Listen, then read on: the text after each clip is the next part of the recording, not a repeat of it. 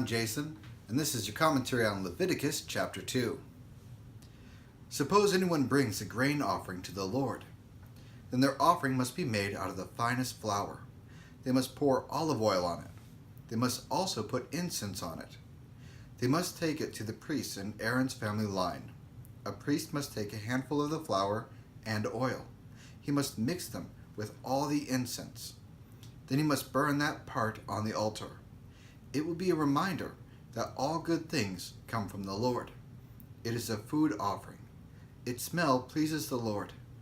The rest of the grain offering belongs to Aaron and to the priests in his family line. It is a very holy part of the food offerings presented to the Lord. They're supposed to bring the olive oil as well as the flour and the incense. Since they're bringing it still as the grain, it is actually going to be the priest who combines all of them. In case you're wondering, no, the priests do not eat bread made with incense. It says in here, a priest must take a handful of the flour and oil. He must mix them with all the incense. So the incense is supposed to be put in for the part that goes into the burnt offering. If you bring a grain offering baked in an oven, make it out of the finest flour. It can be thick loaves of bread made without yeast. Mix them with olive oil. Here he talks about thick loaves being made with the flour and with olive oil. Now, all of these are made without yeast, but if you notice, he doesn't mention the incense in here in the actual loaf that's being made. Mix it with olive oil, or it can be thin loaves of bread that are made without yeast. Spread olive oil on them. If your grain offering is cooked on a metal plate, make your offering out of the finest flour. Mix it with oil. Make it without yeast. Break it into pieces. Pour oil on it. It is a grain offering. If your grain offering is cooked in a pan, make your offering out of the finest flour and some olive oil. Bring to the Lord your grain offering made out of all these things. Give it to the priest. He must take it to the altar. All good things come from the Lord. The priest must take out the part of the grain offering that reminds you of this. He must burn it on the altar. It is a food offering. Its smell pleases the Lord. The rest of the grain offering belongs to Aaron and the priest in his family line. It is a very holy part of the food offerings presented to the Lord. Every grain offering you bring to the Lord must be made without yeast. You must not add any yeast or honey to a food offering presented to the Lord. You can bring them to the Lord as an offering of the first share of food you gather or produce, but they must not be offered on the altar as a pleasant smell. For this one, they're allowed to have yeast or honey inside of the food if it's brought to the Lord as the first fruit. That was going to be shared with the priests.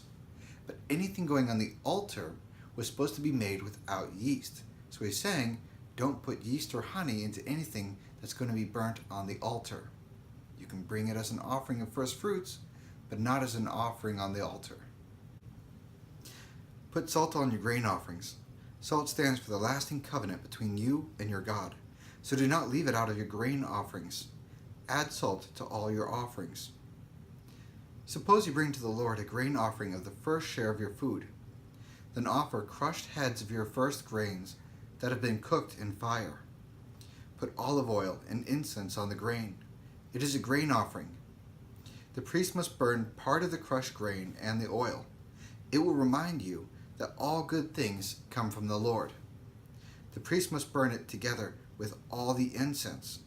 It is a food offering presented to the Lord. So part of this food offering would be the grain and the oil, but all of the incense was going to be burned on there. So again, the priests weren't actually going to eat anything that had incense in it.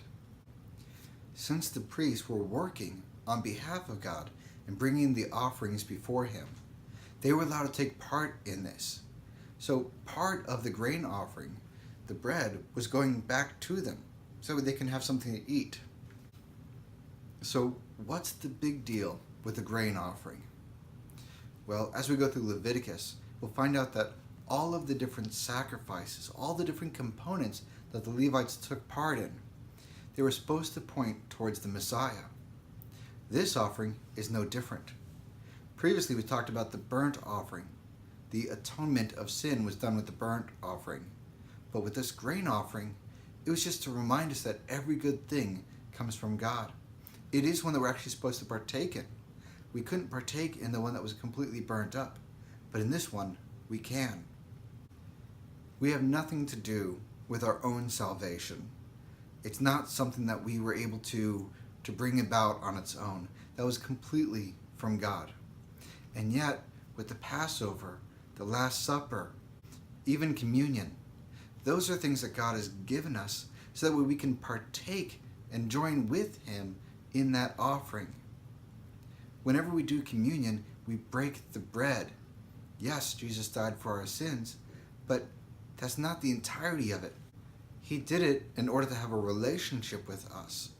So every time that we partake in communion, remember that every good thing comes from God, and that He wants us to have that common union, that relationship with Him. That's what makes the grain offering so important to us today. Well, that's it for commentary on Leviticus chapter 2.